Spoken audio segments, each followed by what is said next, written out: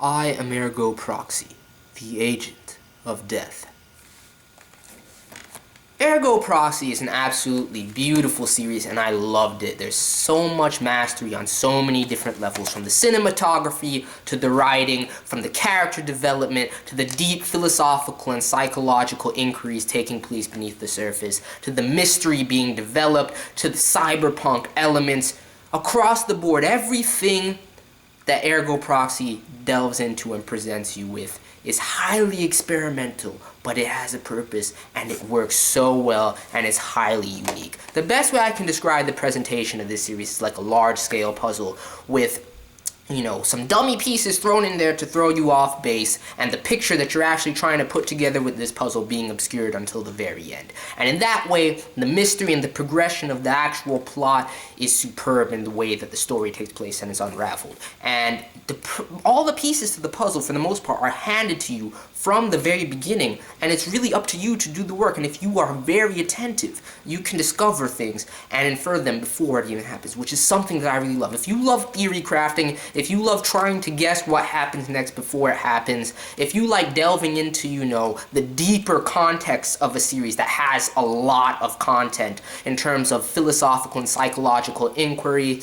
and, a breadth of symbolism, and just all presented in a very unique and visual, visceral package, this series is for you. And I've seen a lot of people complain about the series, calling it, unnecessarily convoluted, pretentious, the symbolism doesn't have a place, it's just unnecessary, there's holes, there's this, there's that. That's just wrong. It's just wrong. I can see how this is not for everybody. It's highly experimental in terms of its presentation. But symbolism has its place. From the naming, deadless, things like that, proxies, raison d'etre, use of terminology like that, from the random, symbological facts, from the random facts thrown in, like in the game show episode, from the symbolism, the regents, stone statues and things like that. So much taking place with this series, and everything has its proper place. And especially if you know the references, it provides so much depth to it. And that's the thing about the series. It gets you thinking outside of it. There's so much to think about and grapple with within the series. But, you can extrapolate one thing, latch onto it, and go on a whole other, actual philosophical inquisition into it. You can learn a lot of factual things from this. It's like reading a philosophical text in its presentation, but it's absolutely a beautiful work of art with a purpose in its mystery and in its story. Now, jumping into the plot, try and keep it spoiler-free. I'll have, a section where I talk more in depth and the second half of this video, and there will be spoilers in that section, but for the most part, this will be spoiler-free right now. The story is set in the distant future, where the Earth has been completely destroyed and is uninhabitable, and we are thrown into this domed city of Romdo, which is this technologically advanced city where the citizens that live there, are heavily controlled in their day-to-day, and this is the last remnants of humanity, as it seems. Their lives and privacy are heavily restricted and their freedoms are restricted, and it's a police state for all intents and purposes, with the regent at the head and everything like that.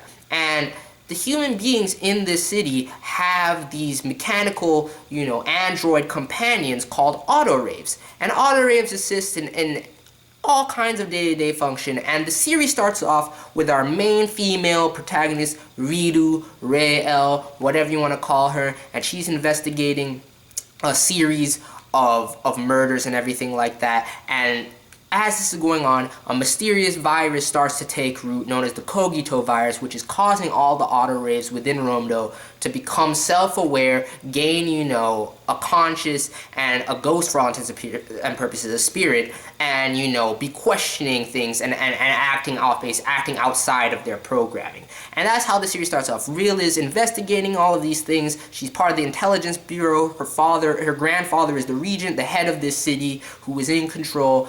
And, she is confronted by these two mysterious monster-like creatures, which then leads us into this whole exploration of the mystery of Proxy and everything going on in this world. And that's all I can really say. You know, the other characters we have, Vincent Law, an immigrant who has just come to Romdo and is trying to become a citizen and, you know, is having a rough go of it. And Pino, a young, you know, AutoReiv girl who is infected with the Cogito virus. And those are the characters and the players that are at work. You know, you have Raul, Creed, Daedalus, the Regent, and everything like that. And that's basically the setup that you're presented with episode 1. I can't say much more about everything without, you know, getting into too many spoilers, but I'll get into that in the second half of the video. So anyway, that's basically the setting of this series. Now, to dive into the art and animation, the visual presentation of this series is stunning. It's stunning. The character designs are something that really got me. When I first saw Riru, dude,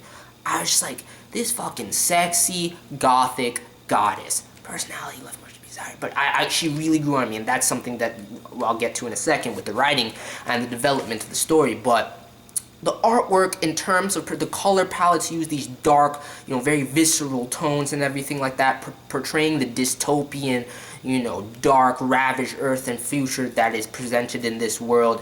The cinematography is just astounding. It's some of the best cinematography. The camera angles, you know, the direction and the pacing of the scenes, and how the mystery unfolds, the writing, just how everything comes together to form this masterpiece is amazing. And the artwork and, you know, the imagination of this futuristic world and how everything looks and how everything is placed together, I was stunned. I was really roped into Ergo Proxy by that alone. And the writing and the depth to the story and the characters and how the mystery unfolds really takes it forward.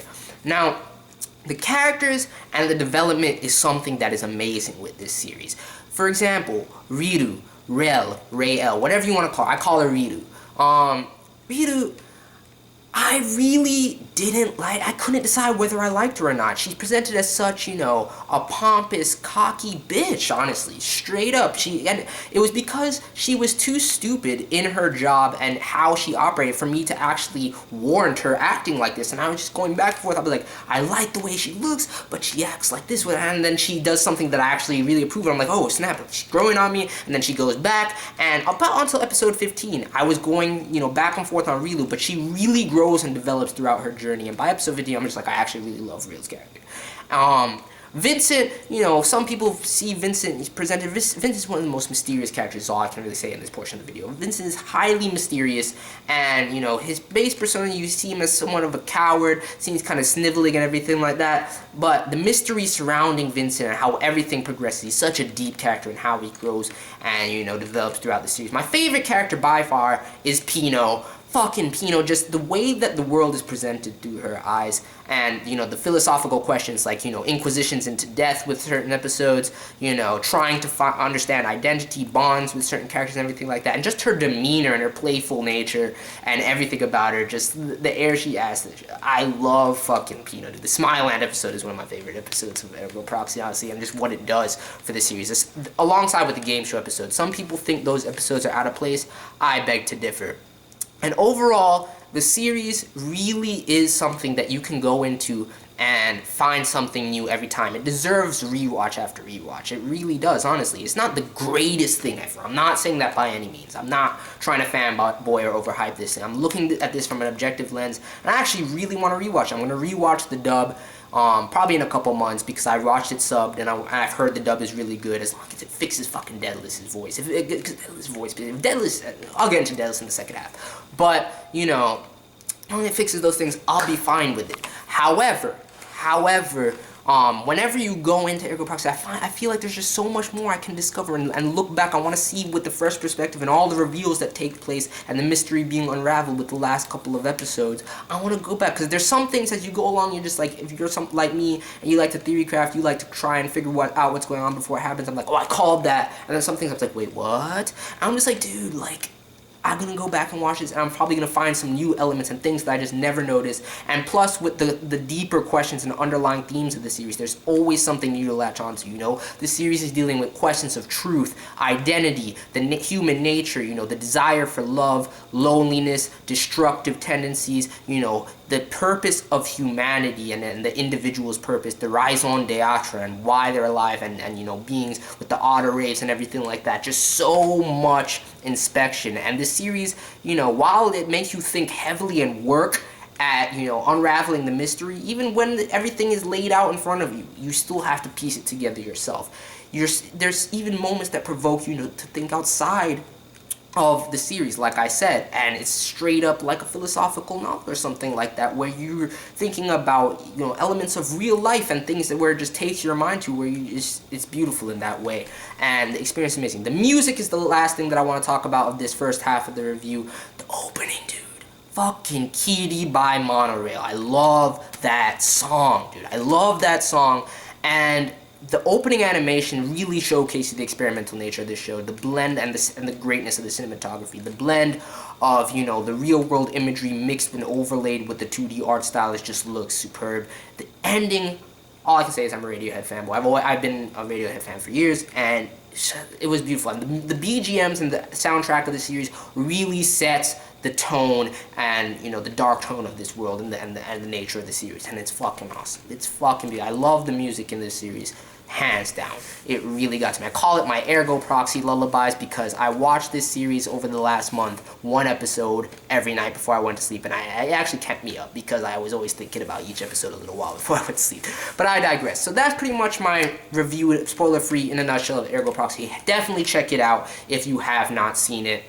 And let's dive into the second half of this video where I discuss, because I know some people want to watch this review to find out my interpretation of certain things and discuss the plot progression. Maybe you don't understand what's going on, because, I mean, I can see how some people get confused with this ending, honestly. It took me, like, heavily thinking about some stuff, going back and be like, okay, I missed that there. That's where that played in, and I'm just like, dude, this is awesome. So for anybody that doesn't really get what happened in terms of the literal, you know, presentation of where the story went with the last 3 episodes and how everything built up to that, so basically you have to key in on the game show episode to get the context that you really need with the creators and the creator, who the creator is, because it also plays into, you know, supernatural ideas and the idea of God and everything like that. With the last couple episodes as well. But the creators are actually the human race that left, you know, prior to the beginning of the series, years before, and created Proxies to manage the Earth until it was inhabitable again. And the Proxies in turn, you know, managed each their own city and created the artificial rooms that, you know, made these artificial humans that lived within the dome cities, and the Proxies lived as gods above them, and the creators were waiting to return there in space, blah, blah. That's basically how things go down. And the Proxies, with their immunity cells, which are immortal and allow them to survive and have supernatural powers within this world, they were also programmed to kill each other, and they're programmed to die once the Earth was inhabitable again. And you see the creators by the end of the series coming back. That's where the ships are, when Vincent is standing there and looking forward to the future. I would definitely love to see a sequel to the series. It would be fucking awesome. I mean, it's not necessary, especially with the depth to this, but I would love to find out, you know, where things go with the creators coming back, because that would be crazy. But there's also many other interpretations people have, and I've heard, and that you can go into it with, that some of them are support. I've heard some wild stuff like the whole thing is Pino's dream, which is just not enough evidence to support that, honestly. But, you know, things like actual, you know, God being creator of Proxies and things of that nature outside the context of the thing. And some people might be confused with the whole Proxy 1 and Vincent thing. You know, Proxy 1 created Vincent. Proxy 1 was Vincent. Proxy 1 created Vincent to wipe his memories clean of, you know, the pulse of the awakening, the fact of what of the Proxies were made to do, and, you know, what their lifespan was like and everything like that, so that, you know, Vincent could be unhindered by, you know, the Proxy developed emotions and, you know, a sense of purpose and identity, and question their role in life. And so he didn't want Vincent, he wanted Vincent to do the job of the Proxies without being hindered by that. And then Monad was a level, I guess the whole thing with Rel being a clone of Monad, but it got kind of confusing at the end with Real and Rel and everything like that. Fucking Daedalus, I can't do Daedalus, man. But, you know, it got kind of confusing with all of that. But overall, it was very well done. It was very well done, and I love, you know, how everything came together. I love how everything came together, and I really definitely feel as though I should definitely rewatch this before I comment any more on terms of like different interpretations or theories that I have of how the series ended, because I'm looking more at the literal interpretation. Yeah, you have crazy stuff going on, like, you know, Monad Real flying off with the wings to greet the creators and everything like that, and just how things take place, but the ending is very endearing. There's a lot of theories and speculation and, you know, interpretations people can have of this series, and it extends past, you know, the literal interpretations when you start delving into the bigger philosophical questions of the series that I've been talking about, you know, the purpose of life, you know, the reasons for existence, you know, quest for love, and, you know, bonds between individuals, the seeking of truth, seeking of understanding of identity. So much stuff to delve into, and the way the characters develop and portray the story, and the writing, Daisato, man, I gotta hand it to him. The way the characters developed, like even characters that I didn't like I said, like Rao Creed, I felt a tinge of regret and sorrow for this character just by the way that he was developed and portrayed. He lost everything. He lost everything, and he became obsessed to the point where his humanity was degraded because of Vincent. He blamed everything on Vincent. You know, his family, his daughter. He knew Vincent was tied to the Proxies. The only character I don't give a fuck about is Daedalus. Daedalus is just too twisted for me. Redo. I'm just like, Daedalus, man, shut up, man. I just can't take the voice actor, I can't take the character. But even still, with how sick and twisted Daedalus is, there's a lot of depth to get from that as well. So, let me know your thoughts on the series. Any, you know, theories or interpretations you might have of it. Personally, I don't feel comfortable entirely getting into a discussion off the top of my head about all of these things. I really would have to sit down and think about it for a while.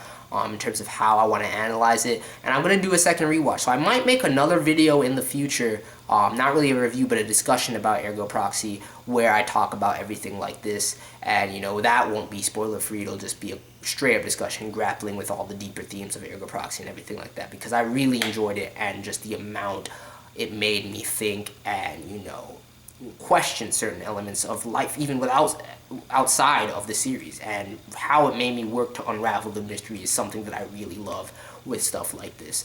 To compare it to something, it's really hard to compare it to something. In terms of the psychological and philosophical aspects, like, I would have to say, like, probably Evangelion is probably, like, one of the only things that comes to mind right off of the top of my head. And then you can compare it to any other, you know, sci-fi, cyberpunk kind of thing in terms of the worlding at the very least, with the androids and the robotics and how the technology has advanced at this point. And yeah, that's pretty much all I want to say. In terms of a score for the series, I haven't done a score in a long time, but since it's a series review, I'm going to do a score. I would give it an 8.5 out of 10, a solid 8.5 out of 10, because of all the elements and how masterfully it's created. Highly experimental. You know, there might be a couple holes. I really want to get the second rewatch in before I give a definitive answer on some things, but, you know, 8.5, straight up, great anime. So let me know your thoughts on Ergo Proxy. That's pretty much it for this review. I hope you guys enjoyed. Peace.